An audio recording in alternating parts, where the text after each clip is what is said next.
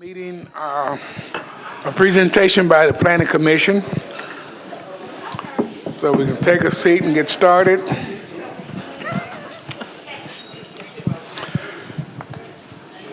The Planning Commission recently approved changes to the infill section of the subdivision regulations. These changes require proposed lots in infill neighborhoods to be compatible to surrounding lots while allowing more flexibility in areas planned for growth.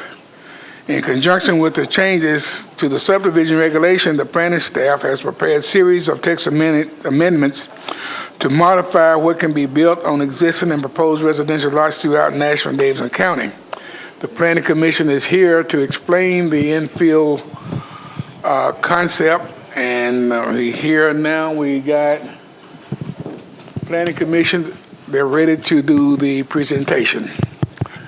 Carrie? Thank you, Councilman Hunt. And thank you all for coming this evening. This is a continued conversation on infill development that we started with the subdivision regulations. Many of you were involved in that conversation with us. And these are countywide text amendments that would have countywide changes. And we're balancing the same goals that we talked about during the subdivision regulation amendments, which would be to accommodate additional people as Nashville grows and to maintain existing neighborhoods by requiring compatible infill development. These text amendments would modify what can be built on existing and proposed residential lots, and they were created to address neighborhood concerns with infill development while still allowing infill development. And we're going to go over 3 text amendments this evening, one on 2-family dwellings, one on detached accessory dwelling units, and one on a new overlay district called the contextual overlay. We've been working with the community for an extended period of time now. The text amendments have been posted on our webpage, and we've received feedback in a variety of formats, including meetings, a web form that we've had posted on each of the text amendments, and phone calls and meetings. So the first text amendment is a text amendment on 2-family dwellings. And as you can see here in the photo, this is a more traditional form of attached 2-family unit, but we have in Nashville, we have another form that looks more like this, where there's a connector required between the 2 separate units. This text amendment would allow units to be either attached or detached and not require the connector any longer. There would be a review by the Metro Historic Zoning Commission and a height limit for detached units. So this shows the height limit of the detached units that would be proportional to the width of the structure. So in some contexts, we have very skinny, very tall detached units being constructed, and this height limitation would be 1.5 times the width of the building, which would make the buildings more proportional at the street. The second text amendment is a text amendment on detached accessory dwelling units. This would allow detached accessory dwelling units on lots with single-family homes outside of historic districts or urban design overlays. Right now, detached accessory dwelling units are only allowed in historic overlays or in urban design overlays.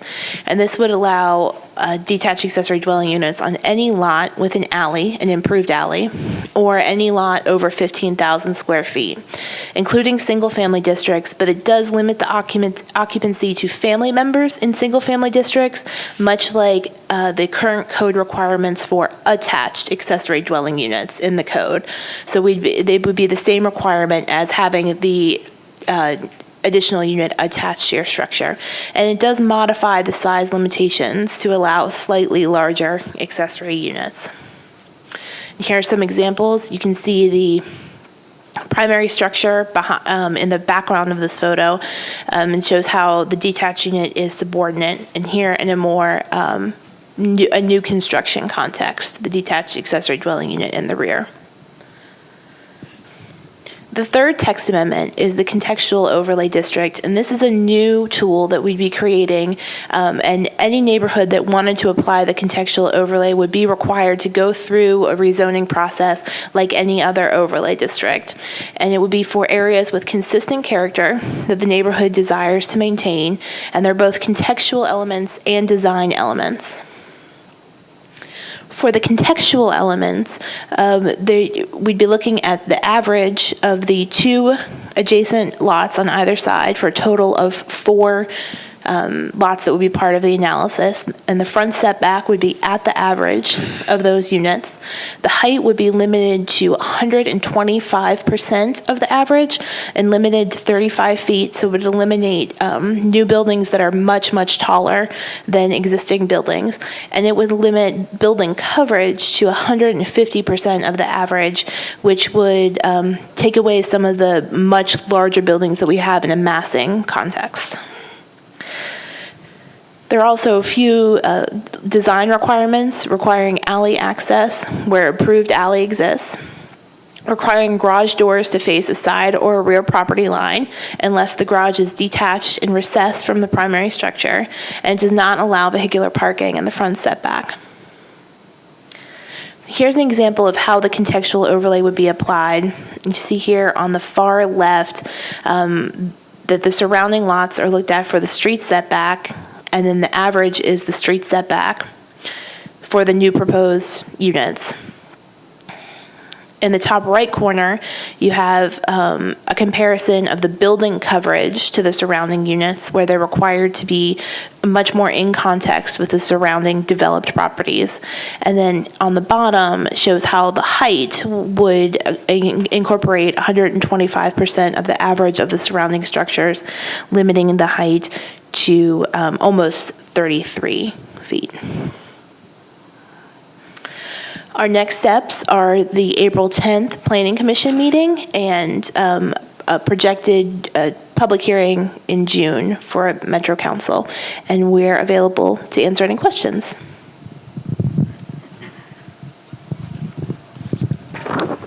Council Lady Moore. Thank you, Chair. I appreciate that.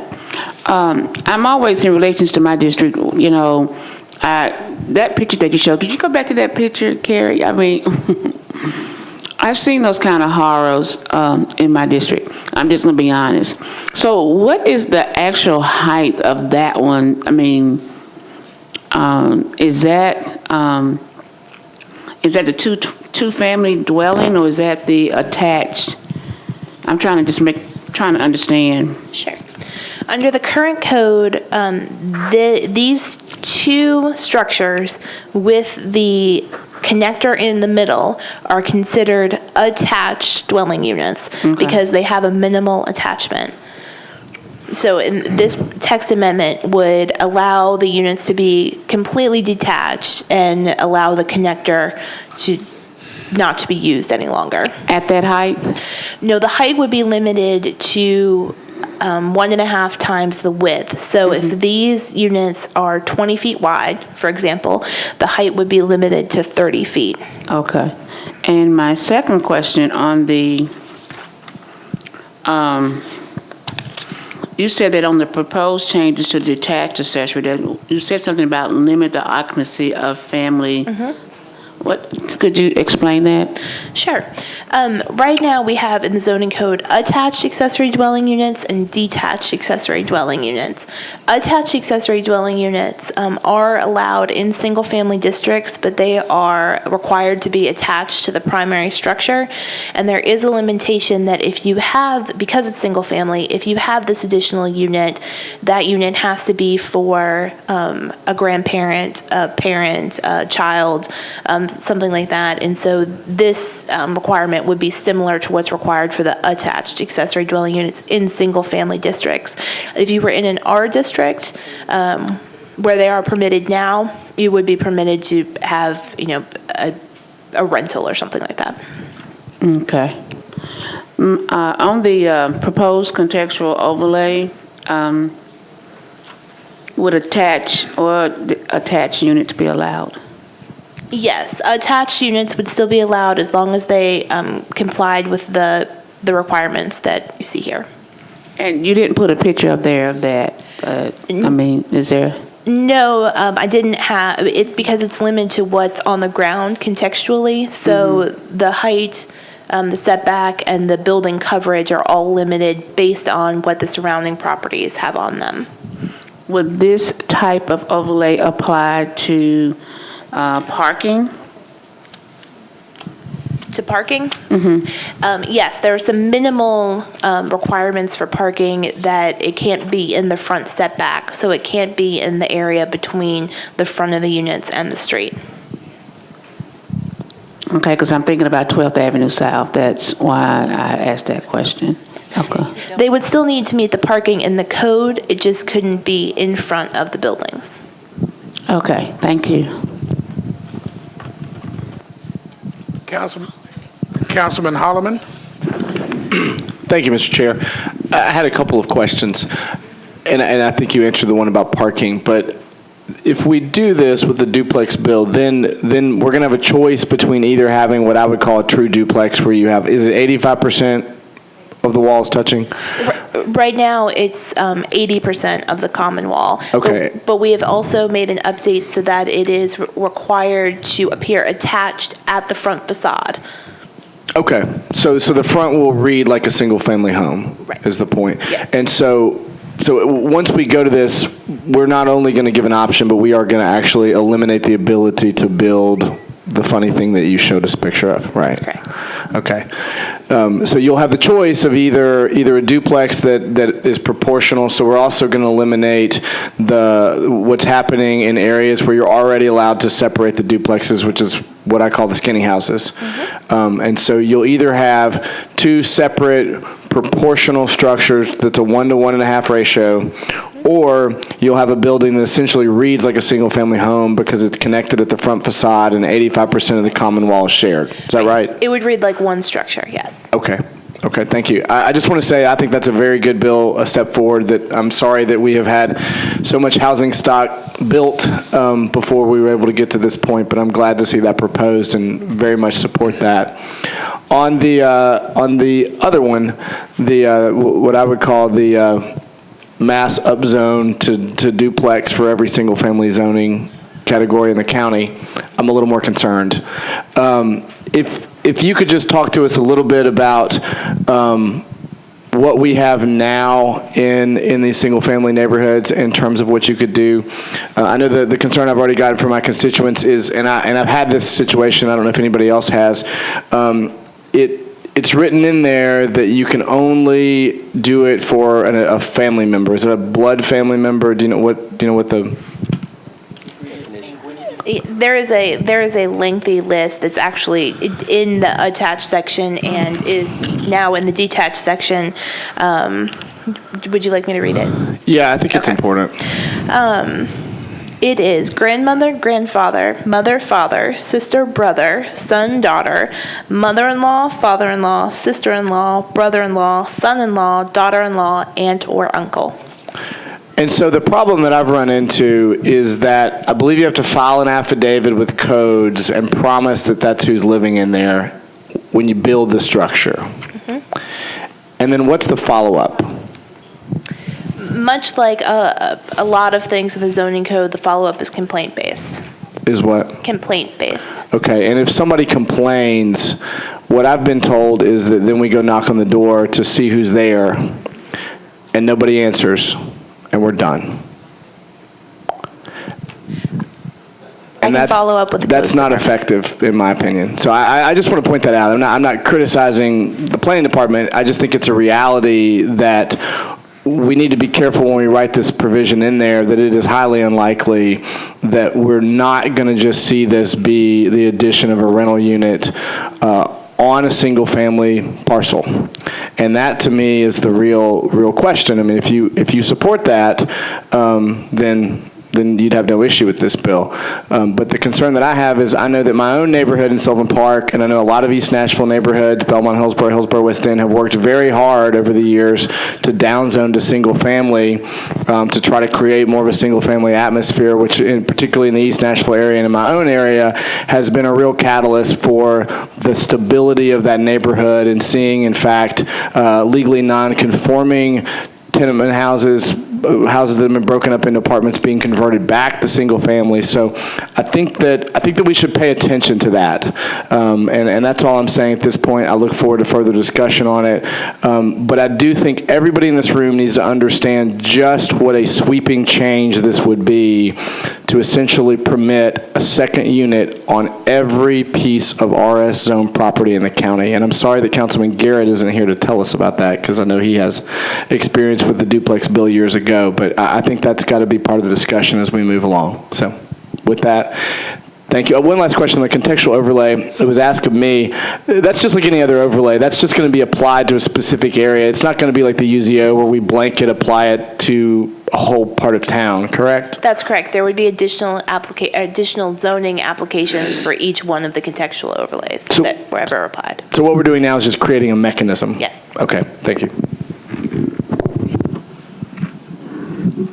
Councilman Claiborne? Thank you, Mr. Chair. Before I ask my question, I have, just for curiosity's sake, how tall was the castle building? Do you have any idea?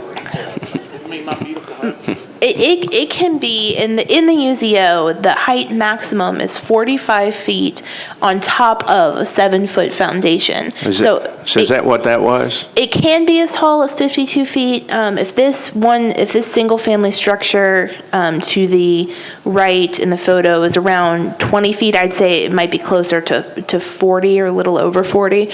But it could be as tall as 52 feet. Okay, so the height limitation would basically go up to about where the brick stops on those. Is that right? Something like that, yes. Yeah, It would okay. be 1.5 times the width. Okay.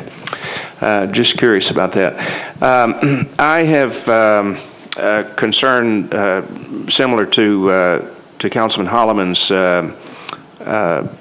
questions and his concerns over the enforcement of this detached thing. So Aunt Mary, she doesn't need to go to a assisted living facility because the family can take care of her here. So we're going to build her a studio apartment or whatever out back because we got enough room. So Aunt Mary passes away, and now we've got a small apartment on the back lot. So how are we going to enforce who goes in there? We don't have any enforcement, right? It would be complaint-based, yes, Right. with Codes Department. Right. But what kind of enforcement happens that? I mean, how do we prove, how do we disprove that this is not a family member? I mean, if there's another gentleman living here and he comes and he says, "Oh, I'm Uncle Tom. I just moved in to take Aunt Mary's place." Do we take his word, or do we ask for proof, or what? Councilman, it's the same that we would do for a single family, and we do it today where we go and we would cite them and take them to environmental court. But I mean, how do we, if he says, "I'm Uncle Tom," do we ask him for documentation that he's Uncle Tom? Or do we have to take his word, or what? Right. When he goes to court, when he goes to an environmental court, he would have to bring in proof that he is who he says he is, that he has that familial status, that he's allowed to live there. And as I said, this happens even today, where homes near some of our colleges, where a lot of roommates will all move in together, and somebody will complain about it, as college homes will draw that sort of complaint, and they get taken into environmental court. Right. But we're basically looking to open that door countywide for that to take place, and that door's not open right now. The definition of single family, or definition of family, you can't have more than 3 unrelated people living in the same structure. So there is a provision now that has to be enforced in that same way. Right. But in the example that Mr. Sloan was giving, that happens more around certain areas than it does in other areas that are more traditional residential, single-family residential. You may have one or, two extra people living there, but that's the exception rather than the rule in a lot of the larger, more traditional residential areas. And so this opens up the potential for something that we really can't control. You can also, in those areas right now, in single-family areas right now, do a separate unit, an additional unit if it is attached to the existing structure. So the only difference here would be the detaching of the unit. Right. But if you attach it, then you go through a permitting process, and you have to meet what standards? What are the rules for being able to build an attached unit for somebody else to live in currently? Yes, there's a section in the zoning code that deals with conditions, but the condition regarding familial occupancy is the exact wording that's pulled from the attached accessory dwelling unit section. Well, when I look at this, I see the potential here. What we are basically doing is that we're looking at all of the RS zoned property in the county, and we are basically saying we're making the potential here for this to be R zoned property. Is that not correct?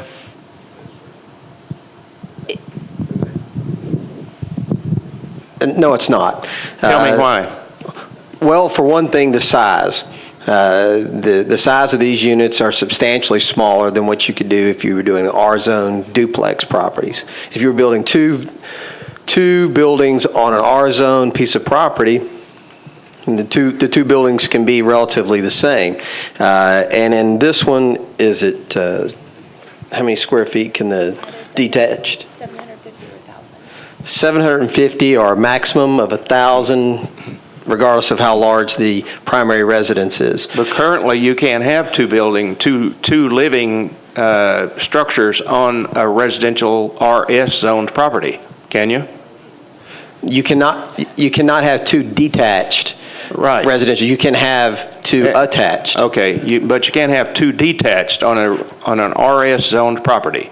Correct. Because RS means residential single, one family dwelling unit on this particular lot. And so if it has an addition to it that's attached, then it's still one building. That's correct. Correct. So we're saying if we move forward with this detached accessory dwelling, that we're making RS zoned property our property, because now we can have two separate dwelling structures on that piece of property. Is that correct? That is not correct. Why?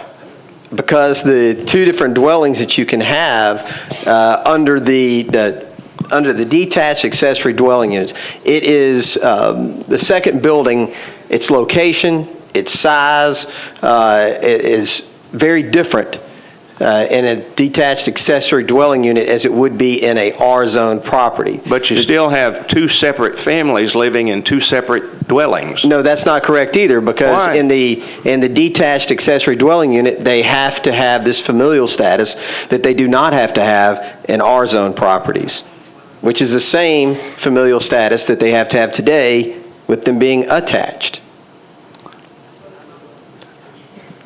But you can't.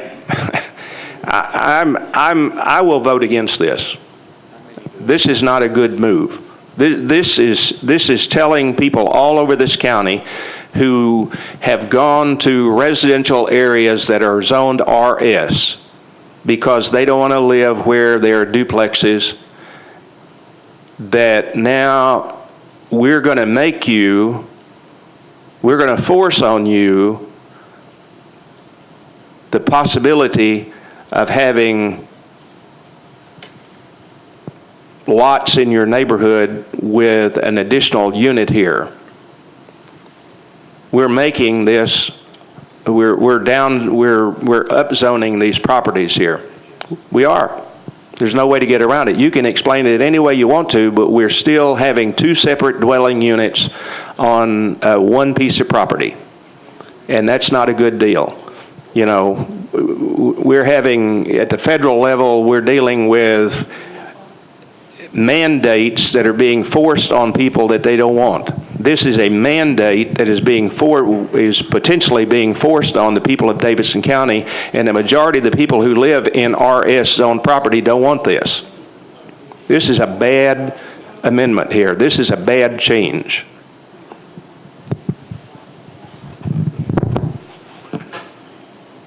Okay, thank you, Councilman. Councilman Anthony Davis. Thank you, Chair. Thank you guys for all the hard work. Tough act to follow there. Councilman Claiborne, try to do my best here. Get the energy up. So first, just had a couple questions about the duplex, and you guys know we've been working on a lot of this stuff in Rosebank. It's been of the utmost concern. Love that you guys are getting the umbilical cord thing out of there, first of all. You've taken that feedback well, and it's time to get rid of that. I think we're okay with the 1.5 times height. Height was a big concern there because there were, a lot of the duplexes going up, sort of shadowing over properties. The setbacks, I had a question about the setbacks. Well, first, we've had a debate about attached and detached. I've actually had some neighbors that think they should just all be attached. I think the majority, though, actually like the detached as well. I had a question. Have you ever thought about, restricting detached to the bigger lots? Because there's all these, you start playing with the sizes, like to a 60-foot and up lot? Or have you thought about a 10-foot setback instead of 6? How did you come to your numbers, and what's your mindset with the 6-foot setback and sort of the numbers that you're running there? Sure. Between the two units. Yeah, on the detached setbacks. Yeah, and I guess you could talk about there's the setbacks to the property line too on both sides. And those would continue to be the setbacks of the zoning district. So whatever the base zoning district requires for single family or attached or detached duplex, the side setbacks would be the same. In between the two structures, we're actually seeing right now a lot of SP applications for detached duplex units, with a minimum 6-foot setback, and that's what you can do under the fire code. And so we went with that setback because it's allowed in a lot of cases. So. Okay, so it's based on the fire code and that sort of thing. Okay. Well, I just wanted to mention it for our neighbors. What they wanted to see in the detached, I think, was separate them as much as they can. I guess on a bigger lot, the developer's probably going to do that. But yeah. The flip of that, when we looked at it, is that that separation also requires them to be skinnier. And so that's another argument or another concern that we hear about neighborhoods throughout the county, is that one of the things they don't like about the detached units is how skinny the resulting unit would be. Right, and that would, my first thought was, should they be attached unless it's 60 feet, versus detached, regardless? Do you have a thought on that, or is that just overkill? Or I think at this point, there's an expectation in the market that there's some ability to detach, even with the connector. So I think it'd be hard to sort of turn that ship around at this point. Okay, cool. Just wanted to ask about that. Makes sense. And then, I don't want to belabor the report, the points on the accessory dwelling units. I had gotten some concerns just from my neighbors as well about the RS. I guess is doing what we're talking about, is that basically when Eric brought the cottage bill before in the last term, was that about the same thing where you'd be able to have a unit behind the house? I thought that was about the same thing he was trying to do with the cottage bill previously. Do you remember that, John? The cottage bill, which, we have some of these in the county that have done through SPs or whatever, but that was basically just to allow more density, more units on one lot, and they would all face either the street or an interior courtyard. Okay, so it was going to make policy out of the type of SP we've been doing mostly anyway. Right. Okay. But this is just still limited to 2 structures. Okay. Well, I think obviously I think everyone's had the enforcement concern. I get, I know you guys added the whole family member thing back, which I think everybody appreciated. The feedback I was hearing was appreciating that we're not just turning it into 2 rentals kind of thing. That's what, nobody wants the 2 rentals, to just start popping up. So, obviously, maybe we're going to have some amendments and figure out where we're going. I'll say I'd like to move the whole thing forward because we really need to get rid of these umbilicals. I mean, our neighborhoods are so hot right now.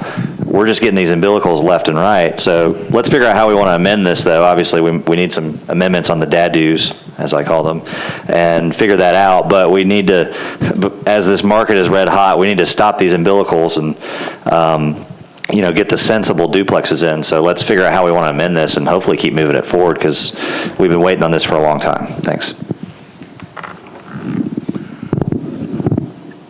Council Lady Allen. Thank you, Mr. Chair, and thank you all from planning for coming. I appreciate the opportunity for everyone to ask questions on this. And I have to say, I appreciate having something that creates incentives to build something smaller because we've seen so much very large stuff being built in our neighborhood that, as I keep saying, I want something where my children can come back and live in the neighborhood. So I think the intention is certainly good here, and the devil is in the details. One thing I want to clarify is these will go forward as 3 separate bills. Is that correct? I mean, we could accept one and reject the others?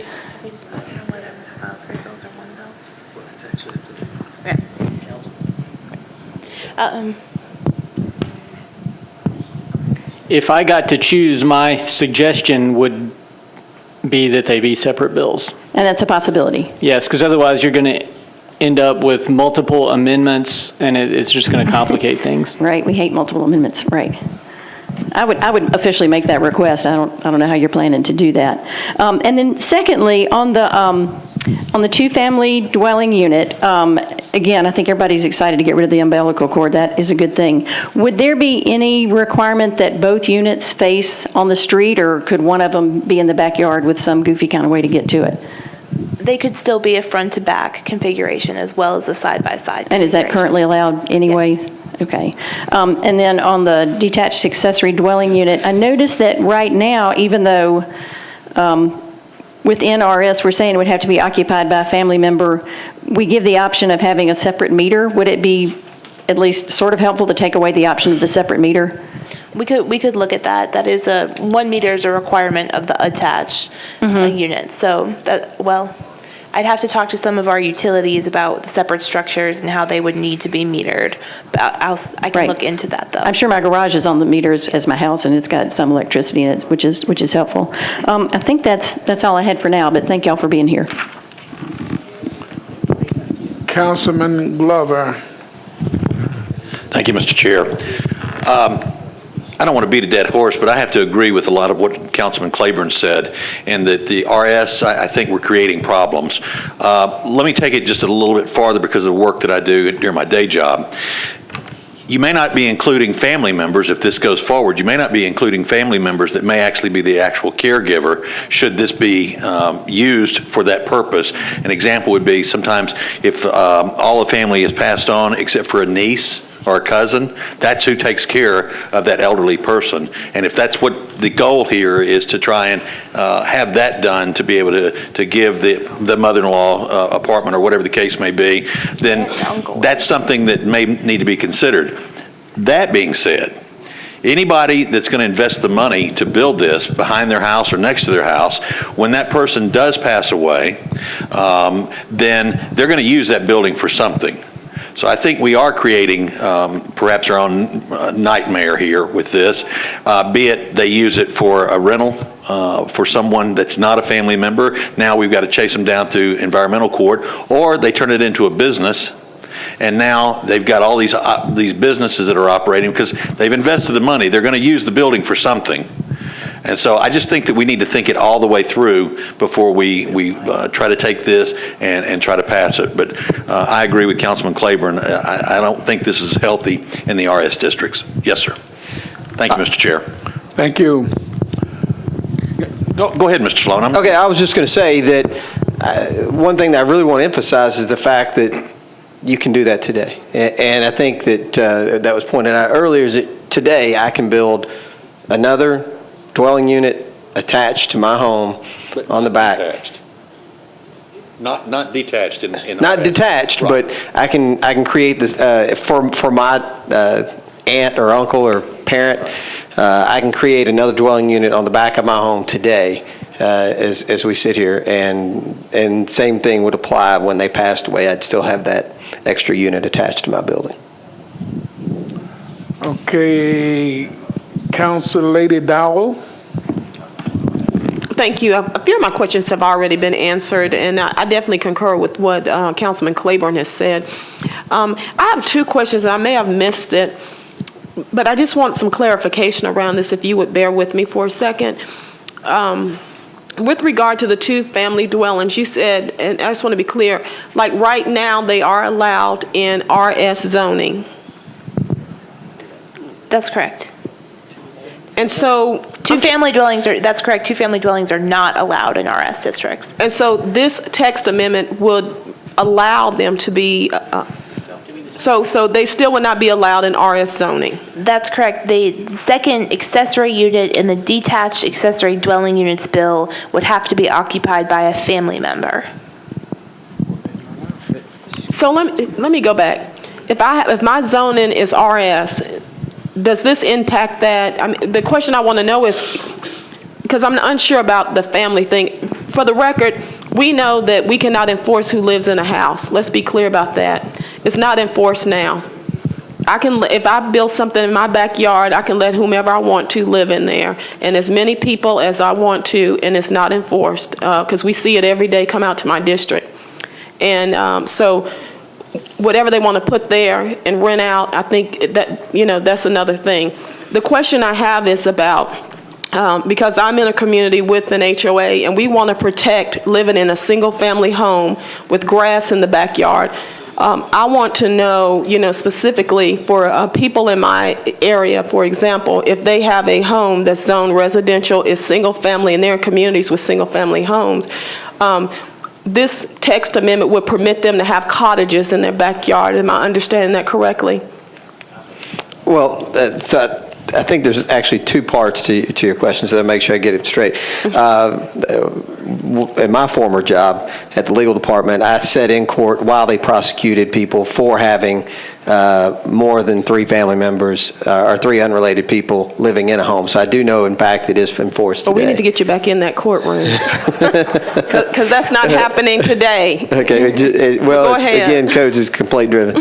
But it's not going to allow a cottage. I'm not sure what you mean by cottage, but what the detached. It will allow a detached accessory dwelling unit in the back behind the primary structure, but that will have to be occupied by a family member. Okay. What kind of zoning regulations can we put in place to protect people in the city that want to live in single-family homes with nobody living behind them in their backyard?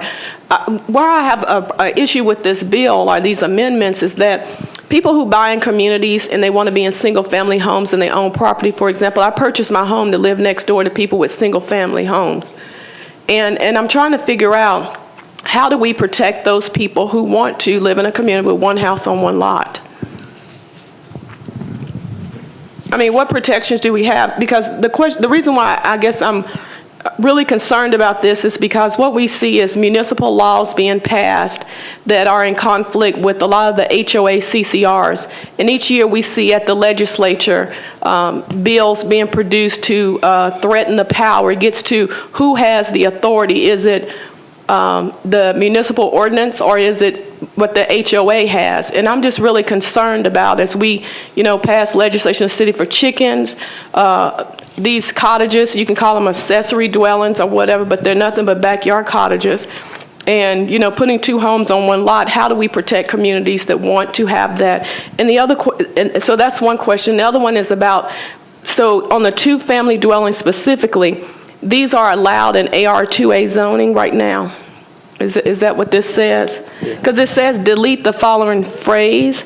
So I'm just wondering, is it the 2-family dwellings, period, in the AG AR2A, does that mean that they're permissible in those areas? So our southeast area has a lot of land zoned AR2A, And we're already very dense right now. We have more apartments and multi-units probably than anywhere else in the city. And I would really like to have a little balance with housing out there. So I'm wondering, is there any way to like create some kind of, is there like a, reserve this for the urban core? Are the areas that we're trying to do more infill? And is there any other way to accomplish what we want to do without having an impact on us that the other areas? Because I've heard a mouthful about these amendments, just to let you know. Okay, currently in AR2A, you are allowed to have duplexes, as the code is written today. No. Okay, thank you. It's not going to answer. I don't know. Councilman Scott Davis. Thank you, Chair. I stand in support. My McFerrin Park neighbors, we've been talking about wanting the mother-in-law suites for the last year and a half.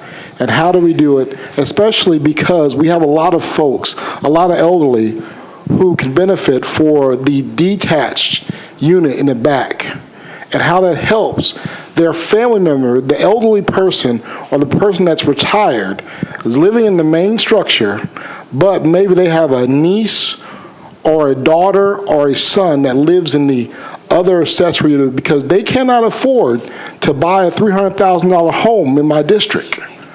And vice versa. Maybe there's a way that when mom and dad have raised and all their children have graduated to TSU, go Tigers. But more importantly, though, what if they wanted to move into the accessory unit, the detached in the back, and then have, their son or daughter raise their family in the big house because they're done raising their kids? Because the fight now is, how do I keep my neighbors in their homes right now? And I understand in certain neighborhoods they may have different issues. Like my mother lives in Councilman Claiborne's district, and he's right. He's sticking up for his constituents, which he does a very good job for.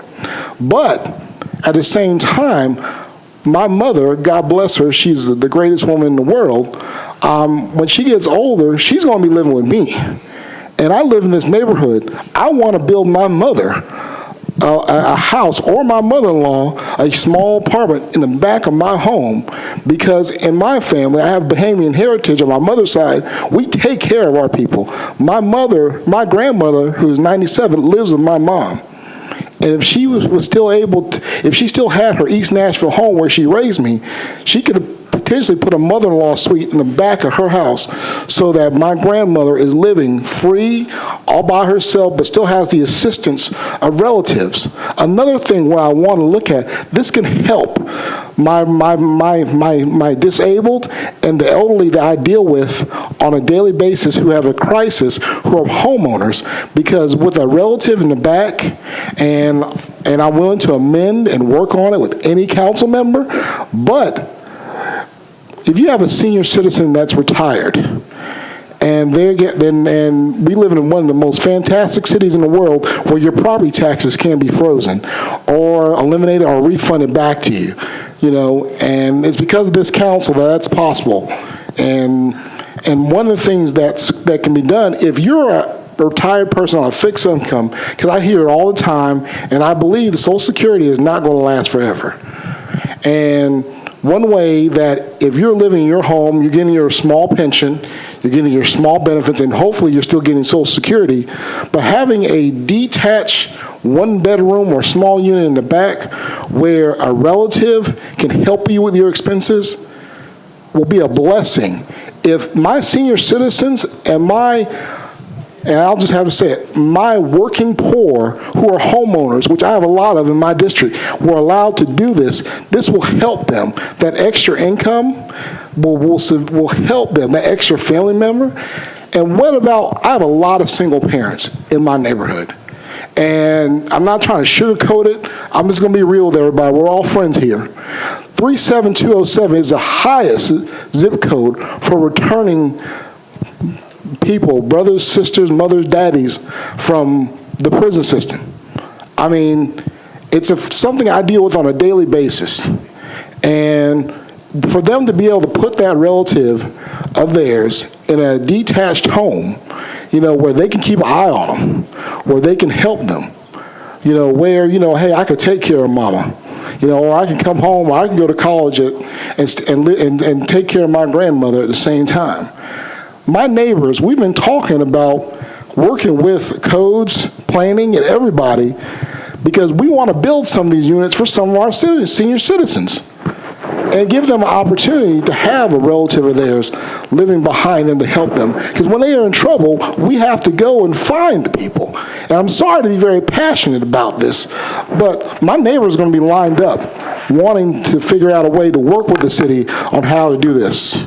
And this is so important, and I know every neighborhood's different, but this is the opportunity to help create blendification instead of gentrification. And right now, we want to keep the same folks and welcome our new neighbors into our districts.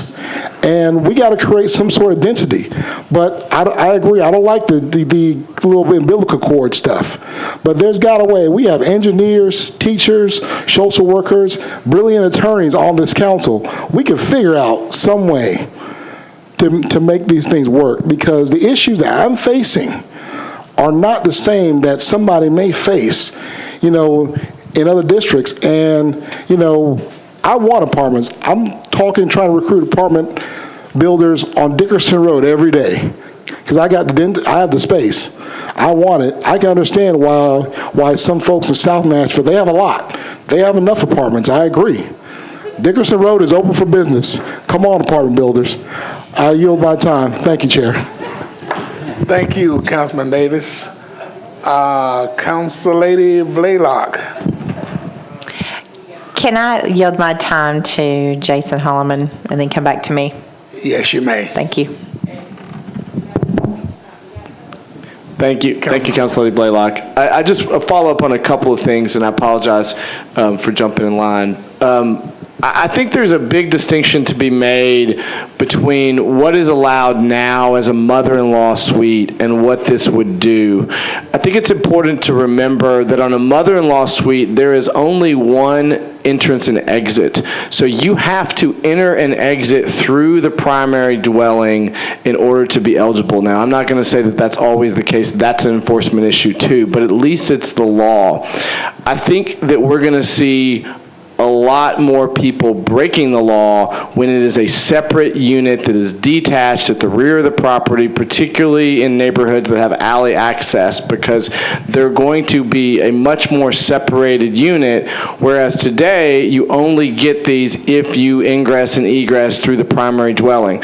People are going to be much more likely to rent these, and people are going to be much more likely to rent these to non-family members. So that's one of my concerns with this, is that we're going to see them much more enticing to people to rent.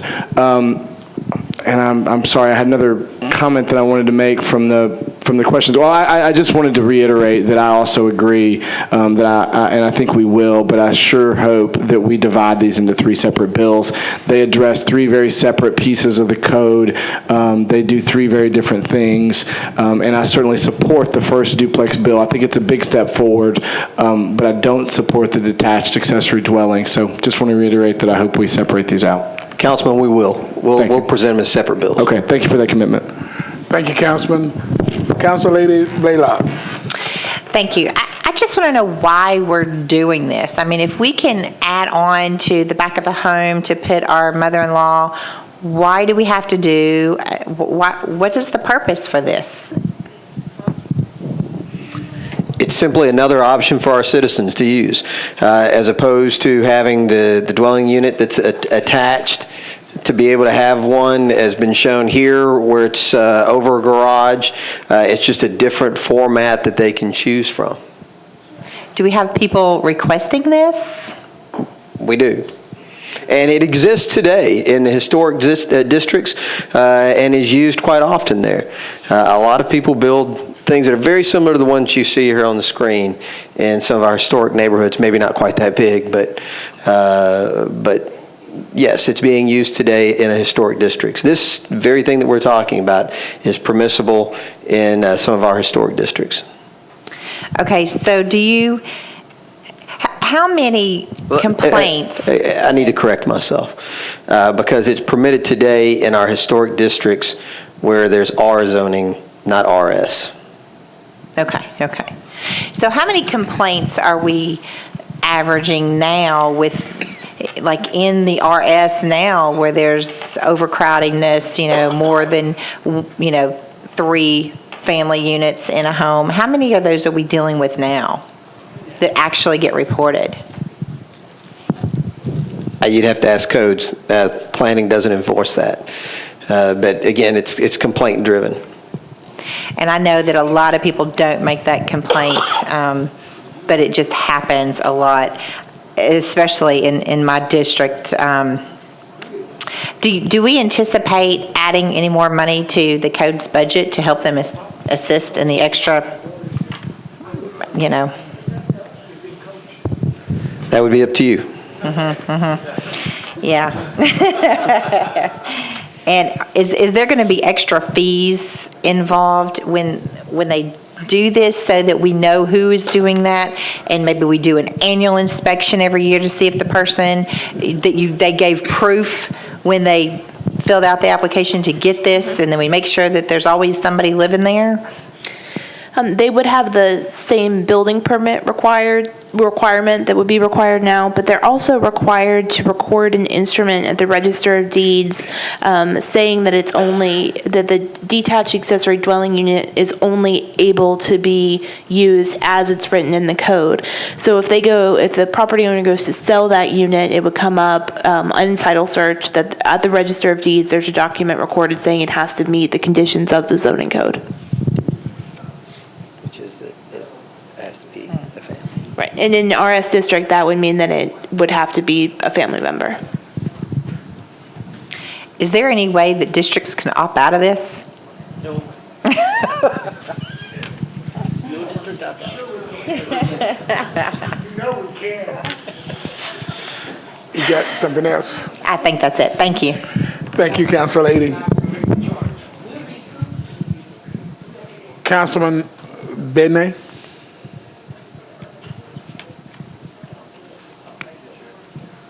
Excuse me. Sorry about that.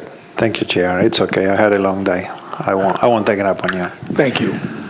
So I'm having an issue with what I'm listening here, because I have a speeding problem in my district, but I haven't asked to outlaw cars. And here we have a planning issue, and apparently many of my peers have a problem with codes, and instead of trying to fix whatever problems they see with codes, they are trying to change what planning is trying to do. So I guess I wanted to bring it up to the rest of the people here, if maybe all this energy should be targeted to codes and doing whatever you think codes need to do whatever you think is wrong, instead of trying to limit what planning is trying to do, which is basically doing what we ask them to do. I mean, going back to what I said before, the fact that when you see that something doesn't work, you don't kill the baby with the bathwater. I think that's the phrase. So I want to bring it back to the conversation to you all and see if maybe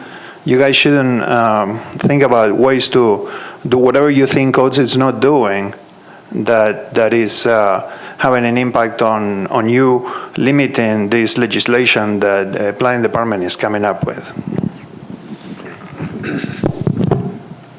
Thank you, Councilman. Councilman Claiborne, you're back. Thank you. So I just want to clarify that these 3 proposals now will not go forward as a package. Is that correct? Correct. We will format them as 3 separate pieces of legislation and submit them that way. Okay. I think, what you're doing with the overlay is understandable and will serve a purpose.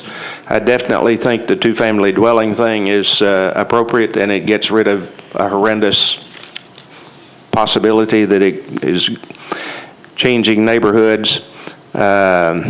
And your third thing with the detached dwelling is pitiful. We don't, we don't need that. So it needs to come out so that we can talk about it separately.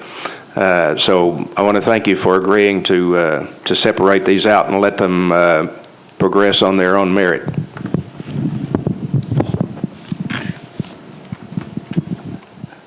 Councilman Duvall. Thank you, Chairman. I would like to have a way, and I'm going to back off some of the questions and some of the comments I was going to say because I want to wait and see what the three bills are. I'm assuming this bill will get pulled and you'll just bring three bills forward. Is that right, Doug? We haven't submitted anything yet. Yeah, we haven't submitted anything yet, Councilmember. But when we do, we'll submit them as three separate ones. Okay. We, at the request of Council Lady Allen, we wanted to have this meeting with the council members and get your feedback before we submitted the bills in their final form. And I'm going to tell you, I very much appreciate your presentation, your opportunity for everybody to open the air up and talk about what's going on. And there's some concerns I have. I have a lot of homeowners associations. And the homeowners associations, in their own way, are extremely weak from a standpoint that they don't have the financial backing to enforce their own covenants at times. And even though they want to, it's very difficult. And the easy answer is, we'll take them to court. Well, taking them to court costs money. And even if you win, a lot of times all you win is a lien against a piece of property that you only collect when the property sells. In the meantime, that HOA has to fund that lawsuit in some manner. So I want to protect those subdivisions with all caution. I want to make sure we think about that. And I'll work with planning to change the HOA covenants at the state level if that's what we need to do. Because we are looking at that now at the state legislature. It wasn't good, but they were. Some of the things that were brought up here, like Councilman Scott said over here, he said what he wanted to do, and I agree with what he needs to be able to do, but he can do that now. You can actually build an attachment to a house, or you can rezone a piece of property to SP, and with an SP plan, you can build a detached building if the council approves it.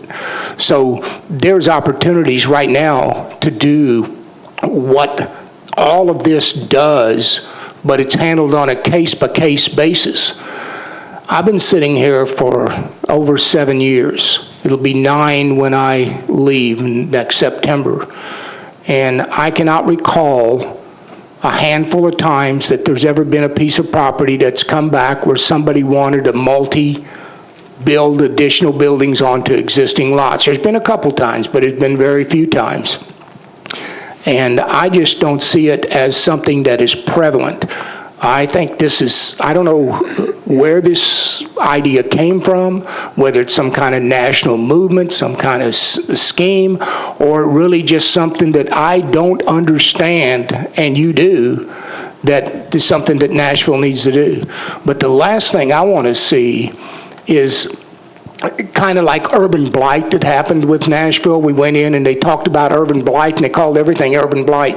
And a lot of the old homes that Nashville once had were tore down all in the glory of urban blight. We've got to get rid of them.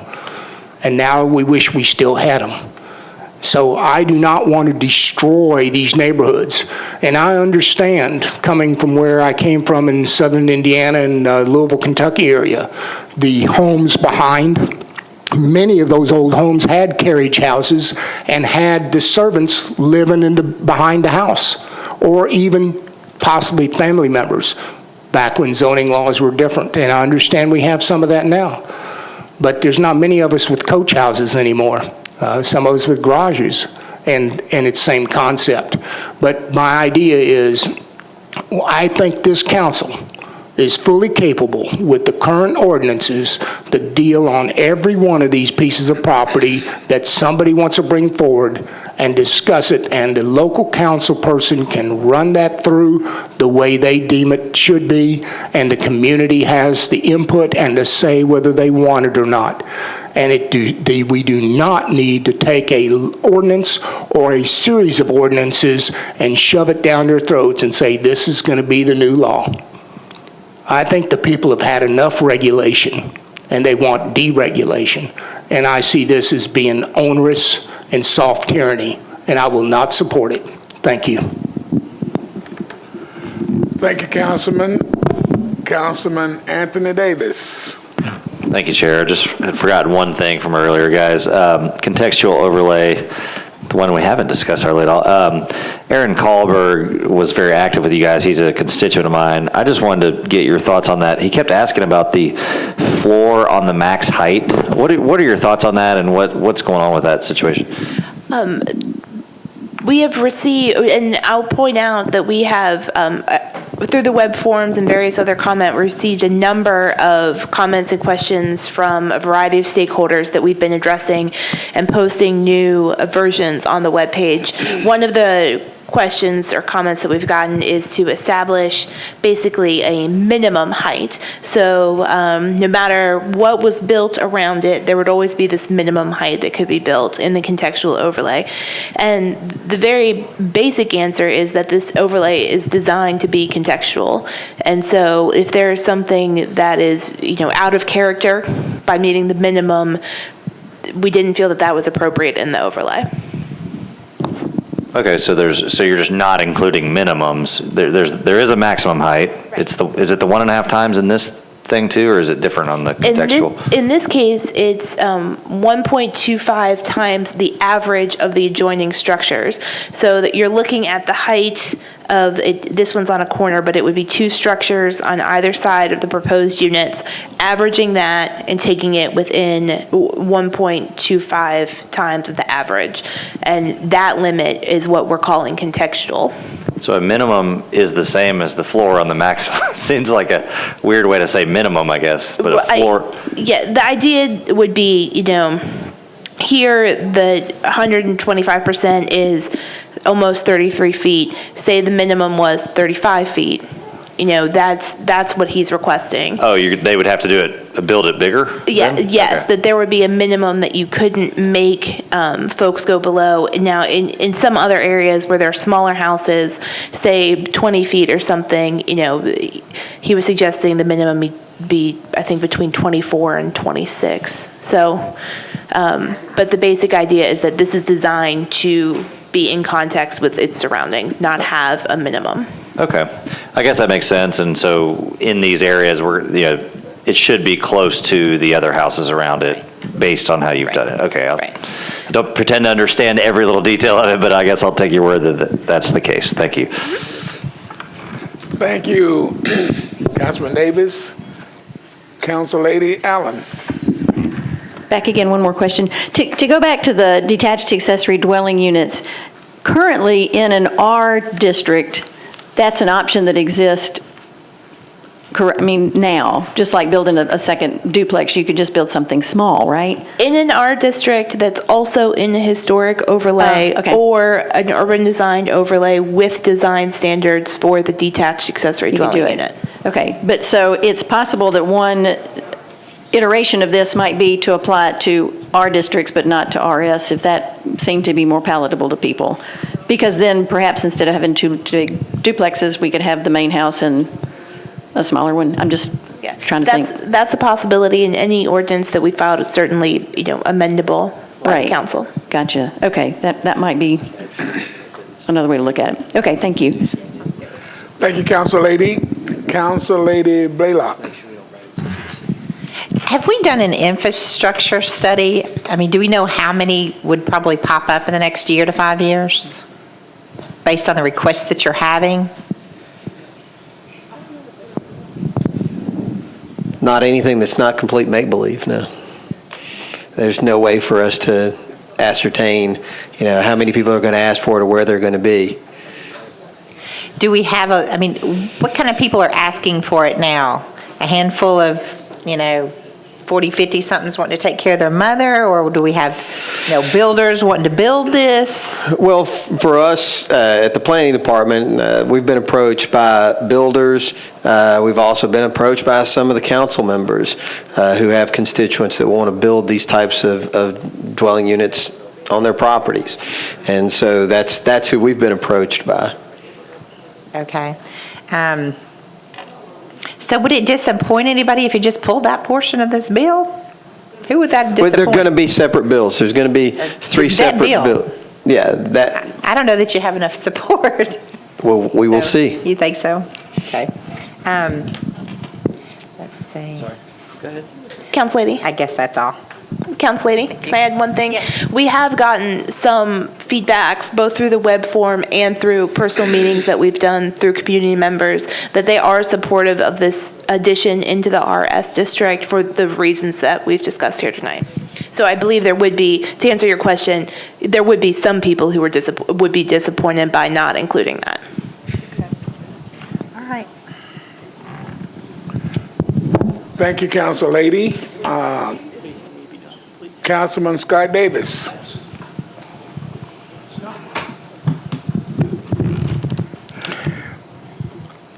I like the idea of the other bill, the contextual overlay. I have neighbors that are interested in that because, they're fearing this whole really tall attached thing coming. I told them because we're zone R5, and plus I don't like the umbilical cords to the duplexes anyway, that I don't support any new zoning that has that. I always ask, hey, if you want to build something in a bigger lot, don't put that thing in the middle and don't build a really huge house. Because we're trying to work on some sort of affordability, and I'm willing to look at an option for my McFerrin Park neighbors who are really fighting and wanting, but because there's not enough homes to be a historic district, and also I don't want to put the burden of having a historic overlay, full historic, on a lot of my neighbors that can't afford to have a certain color or other things. I still want younger people and new families to move in and buy these homes. By adding, the detached unit, look at it this way. It's an economic benefit, especially you have a homeowner whose mortgage is $600 or $700 a month, like some of my senior citizens. By having a detached unit and renting that out to the list of relatives there, helps that person a great deal in my neighborhood from an economic standpoint. And I'm willing to look at other alternatives. My buddy Robert Duvall and other folks are willing, but I want to get the process started regardless of what happens. And I'm glad you're separating the three bills, but this will help out my McFerrin Park citizens a lot. And if we go, and I know planning's been great at working with everybody, but I got to get this thing started because my community, especially my McFerrin Park and some of my Highland Heights neighbors, are wanting this. Because of the opportunity, it will help their neighbors. Thank you. Thank you, Councilman Davis. Councilman Glover. This is just a quick question. Mr. Cooper, you're still here, correct? Okay, thank you.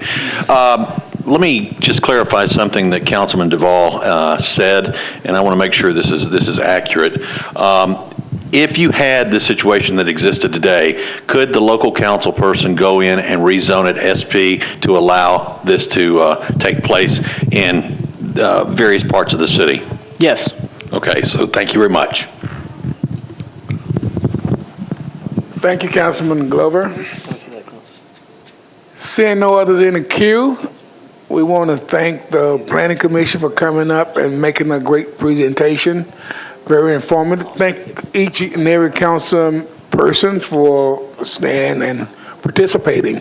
I think we got something good going for some not so good for others, and that's where we'll meet in the middle. But anyway, thank you, and this meeting is adjourned.